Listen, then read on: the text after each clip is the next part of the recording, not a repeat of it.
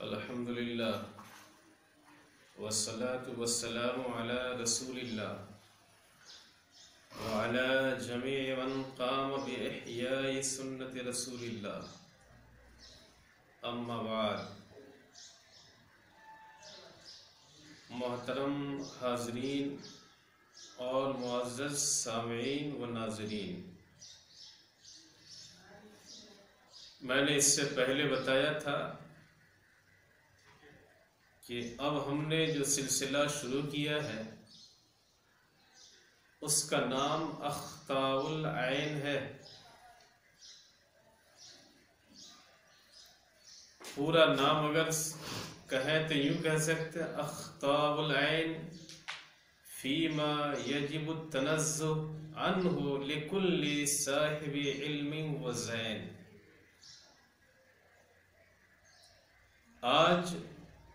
اسی سلسلے کی کئی کڑیاں آپ حضرات کے سامنے آئیں گی۔ ہمارے معاندین جنہوں نے اذان خطبہ کے اندر ہونے کا قول کیا ہے، جب میں نے فقہا کی عبارتیں پیش کی تو کہا کہ بحر الرائق جلد اول میں یہ ہے لا یؤذن فی المسجد، اور جلد ثانی میں ہے بین یدیہ۔ میں نے اس کا جواب پہلے ہی دے دیا ہے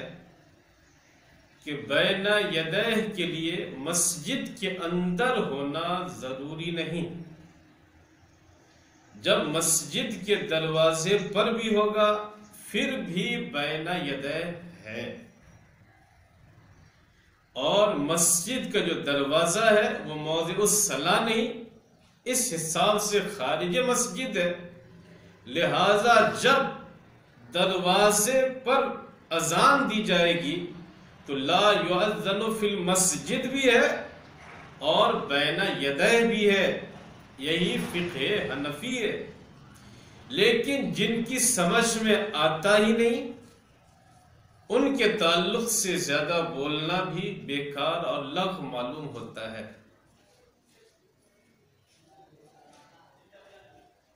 اور بڑی خوشی کی بات ہے کہ جو ہمارے معاند ہیں انہوں نے بھی یہ تسلیم تو کر لیا ہے کہ علی باب المسجد بین یدیہ ہے۔ کیوں؟ اس لیے کہ انہوں نے یہ کہا ہے کہ بین یدیہ کے لیے پہلی صف دوسری صف یہ کوئی ضروری نہیں، بلکہ یہاں تک کہا جیسے میں روم میں بیٹھا ہوں، جو بھی روم کے اندر ہے، جو بھی روم کے اندر ہے وہ سامنے ہے۔ جج کے سامنے گواہی دیتے ہیں تو اگر روم کے اندر ہے تو وہ سامنے ہے، تو اس کا مطلب روم کے اندر ہو سامنے۔ اور ہمارا جو معاند ہے اس نے شاید انجانے ہی میں یہ مان لیا، کیونکہ اس نے تو یہ کہہ دیا الباب المسجد من المسجد، یعنی مسجد کا دروازہ وہ اندر ہی ہے، تو الباب المسجد من المسجد، مسجد کا دروازہ مسجد کے اندر۔ اور دوسرے کلپ میں فرما رہے ہیں کہ جب مسجد کے اندر ہوگا تو بین یدیہ ہوگا، تو اس کا مطلب وہ تو خود مان رہے ہیں کہ بین یدیہ اور علی باب المسجد اگر ہو جائے تو پھر بھی وہ بین یدیہ ہے، بین یدیہ کے خلاف نہیں ہے۔ اور ہم نے بین یدیہ کی توضیح تفسیر قرآن کے حوالے سے، تفسیر کے حوالے سے، کتب فقہ کے حوالے سے یہ بتا دیا تھا۔ اور بین یدیہ کو تو ہمارے معزز معاند صاحب بھی مان چکے ہیں۔ شاید عند المنبر کی کلپ اس وقت تک نہیں پہنچی تھی، اور جب عند المنبر والی کلپ پہنچ گئی ہوگی تو میں سمجھتا ہوں اس سے بھی مانے بغیر نہیں رہ سکتے، کیونکہ اس میں بھی کتب فقہ کے حوالے سے یہ بتایا گیا تھا کہ بین یدیہ میں تو کچھ اندہ کے اعتبار سے تنگی ہے، لیکن جو اندام ہے، جو لفظ اندہ ہے، اس میں بین یدیہ سے زیادہ وسعت ہے، زیادہ کشادگی ہے۔ اب سوچئے، جب اندہ کا معنی میں نے، اندہو کا معنی میں نے در مختار کے حوالے سے بتایا تھا بحیث یرا، یعنی ایسی جگہ ہونا چاہیے کہ دیکھا جا سکے، تو اس کا مطلب یہ ہوا کہ کتب فقہ میں بھی، کتب فقہ میں جب یہ آ گیا کہ اندہو کا معنی بحیث یرا، یعنی ایسی جگہ ہو جہاں سے دیکھا جا سکے،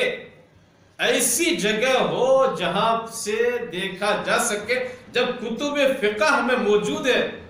تو اس کا مطلب یہ ہوا کہ اگر علی باب المسجد بھی ہو، پھر بھی وہ عند الامام، عند الخطیب، عند المنبر ہے، کیونکہ اندہو کا معنی بحیث یرا، یعنی ایسی جگہ ہونا چاہیے جہاں سے دیکھا جا سکے۔ تو جب یہ بات ثابت ہو گئی کہ دروازے پر بھی اگر رہے تو وہ بھی اندہو ہے، تو اب یہ کہنا وَلَمْ أَجِدْ فِي أَيِّ مِنَ الْكُتُبِ الْحَنَفِيَّةِ التَّصْرِيحَ بِأَنَّ عِنْدَ الْمِنْبَرِ اور بَيْنَ يَدَيْهِ، اب اس کی کوئی حیثیت نہیں، یہ صرف بس شاید اپنی دھاک جمانے کے لیے بنگلہ کے بیچ میں عربک عبارت کو گھسا دی گئی، تاکہ لوگ سمجھے باپ رے باپ اتنی عربی عبارت ہے، شاید ٹھیک ہی ہوگی۔ تو رب کریم کی بارگاہ میں دعا کو کہ پروردگار ہمیں بین یدیہ اور عند المنبر یا عند الخطیب کے معنی کو کما حق سمجھنے اور سمجھانے کی توفیق عطا فرما۔ وما علینا الا البلاغ المبین۔